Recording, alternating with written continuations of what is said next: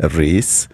And we hope that Kenya will reap more medals in these World Championships as the races enter day 2 tomorrow, and day 3 we have Wanyonyi lined up. We have Faith Kipyegon, who will be taking the field tomorrow. You remember, Faith has not lost a race since 2019.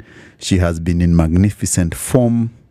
She's been winning all the matches and all the international competition. So we are looking forward to a good race for her in the coming days. Also, the marathons which are coming up.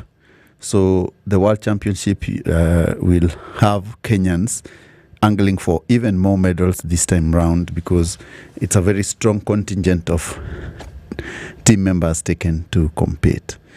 Back to Kenya, the KPL is just about to take off. Teams are making preparations. Of course, the KPL teams have signed new players. Gor Mahia made their signing very early. Of course, they signed Mbadi from AFC Leopards. They signed they signed a couple of players from Tusker, and then Tusker also has signed very good players, and AFC has signed very good players. But one of the biggest transfer stories which I would like to tell you, listeners, is the story of Abbas Kamis Magongo, the former Gor Mahia, the late Gor Mahia midfielder. When Gor Mahia wanted to sign Abbas Kamisi Magongo, and I'll be telling you these stories every week, AFC had decided that they'll buy Abbas Kamisi Magongo out of his contract from Mombasa.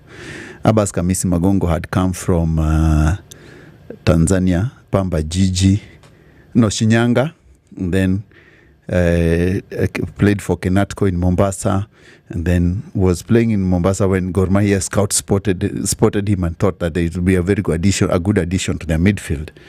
So Gor Mahia decided to send the scouts to watch him and pick him. AFC heard that Gor Mahia were planning to go and sign Abbas Kamisi Magongo, so they took the overnight train to Mombasa. Gor took the flight.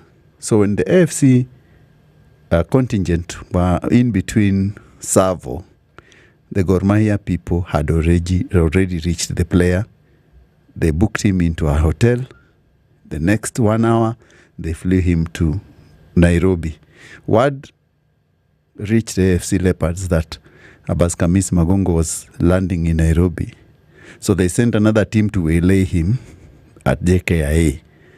Gor Mahia realized that AFC might snatch their signing.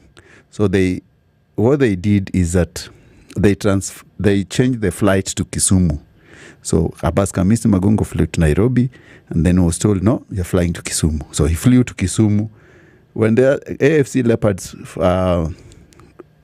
team members who wanted to sign him reached the airport, they were told the player didn't alight. So they came back. Abbas Kamisi Magongo had to cool his heels in Kisumu for a day and came back to Nairobi the next morning.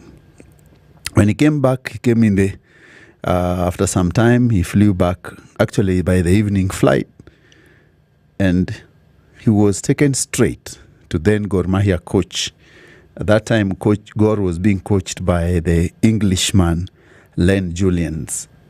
And Len Julians was having a drink at International Casino that around Museum Hill. And he was told, oh, Chief, we brought you a new player. So Len stopped drinking and went to the boot of his car, removed the ball and told Abbas Kamisi to juggle. For 2 minutes, Abbas Kamisi Magongo juggled the ball on that pavement. And Len Julian said, I've signed the player. So that's the story of how transfers in this country has always been very interesting.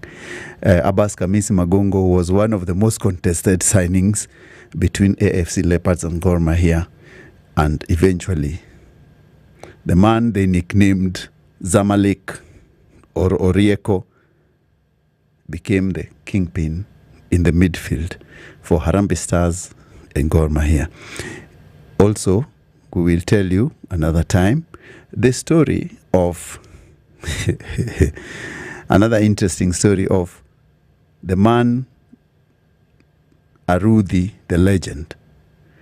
The man who was a robber by night and a footballer by day.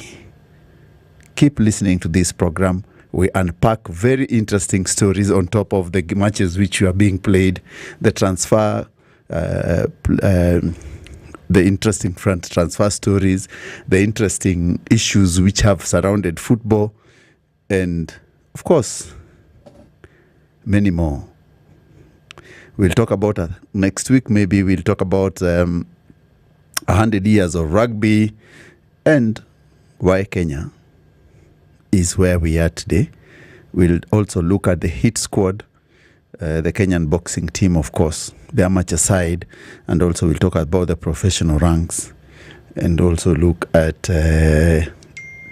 tennis and hockey, and where do we stand in these matches. Basketball, of course, is an interesting bit which we will be looking at in the coming few days, and also we will be looking at female rugby. We will be looking at badminton and Kenyan tennis. Of course, we've been doing very well, and of course swimming. So this is your program.